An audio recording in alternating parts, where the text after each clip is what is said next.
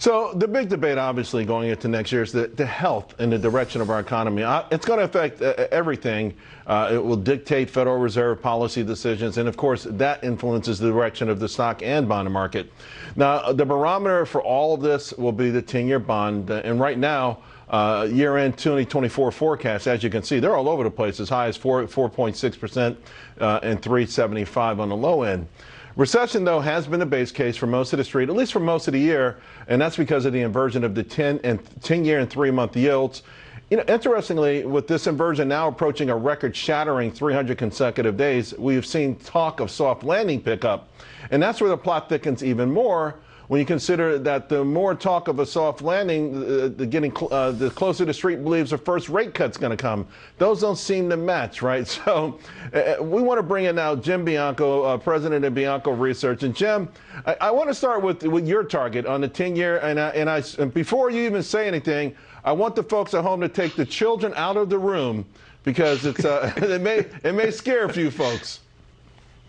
Yeah, going to ruin the holidays. I still think that the 10-year yield can go to 5.5% by, say, somewhere in 24, probably the middle of the year. And that might be kind of the peak on it. Now, what I'm basing it on is that we're not going to have a recession. And the reason I don't think we're going to have a recession is historically for the last 40 years, there's been one thing consistent with a recession. Something breaks the economy. A spike in oil prices, a pandemic, a financial crisis, 15 or 20% inflation. So you need to have something come along and impose itself on the economy and break it. Now, people think that's high interest rates that's going to break the economy. But the evidence I'm seeing is that rates are hurting some people. They're helping others with interest income.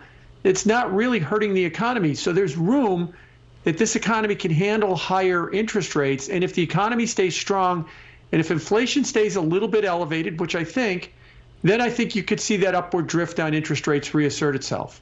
So on October 17, 2022, according to every economist that Bloomberg surveyed, everyone said that within a year there'd be recession. There was a 100% belief there. And of course, there's about a 60% chance right now. What do you think others are looking at that there's still that high conviction level? I think they're looking at the inverted yield curve that you pointed out, and I think that they're looking at high interest rates. And they think recently we had an 8% as the national average for mortgages, that somehow is going to just break the housing market wide open. In other words, all of a sudden home sales are going to go to zero and people are going to have to start cutting prices and there's going to be losses.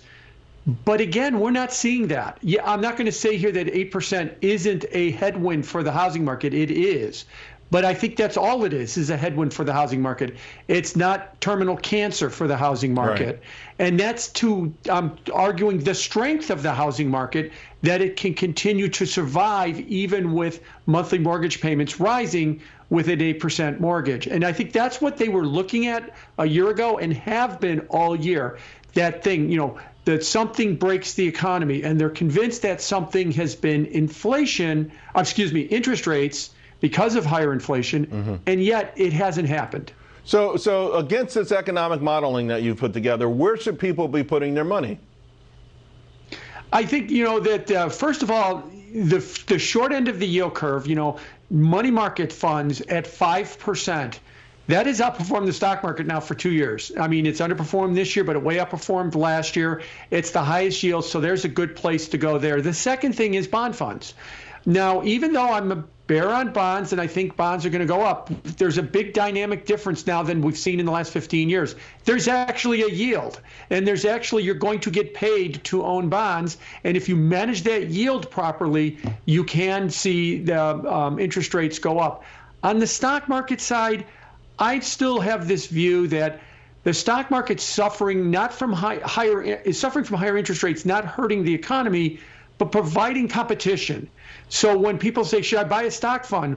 Well, you've got a 5% money market fund that you could weigh it against.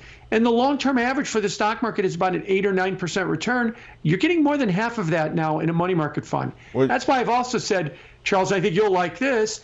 I think we're at the end of the index buying era, and that we're going to return to more of a stock picking era, because if you could get 5% in a money market fund, you need to find superior stocks, not just buy the S&P 500. So maybe Peter Lynch could come out of retirement finally now, because he's been the best stock picker ever. Well, you know what? That passive investing is skewing the market in terrible ways. And to your point, 5.9 trillion, I think now, and money markets and counting. Jim, good stuff. Always appreciate you.